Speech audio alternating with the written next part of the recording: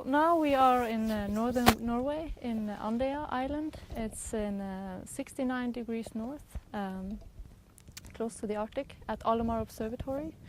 The observatory was established 20 years ago as an international research initiative and comprises of a wide range of remote sensing equipment used to measure the complexity of our atmosphere.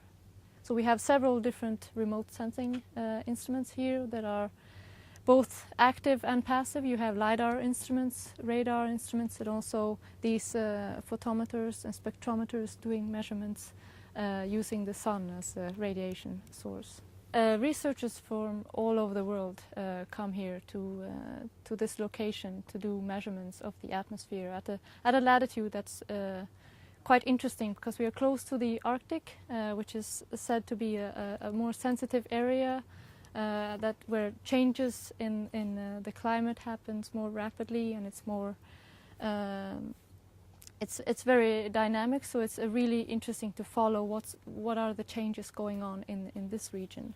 The instrument here at the observatory covers a wide range of parameters measured in the atmosphere. We measure temperature, wind speeds, turbulence, amount of aerosols in the atmosphere, ozone content, and all the parameters that are important to get a global view of what's going on with the atmosphere.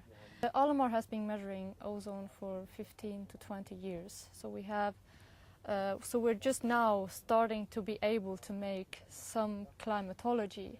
But from a geophysical perspective, this is a very short time. So to stop the monitoring now would not be a very good idea, because we need to make sure that we are on the right track. And with the new things going on with that is affecting the climate, we don't know how these parameters are also affecting how the ozone behaves and what's going to happen further with the ozone layer. So, and if we stop monitoring ozone, which is a very active component in our atmosphere, then we probably would have a missing link doing climate modeling.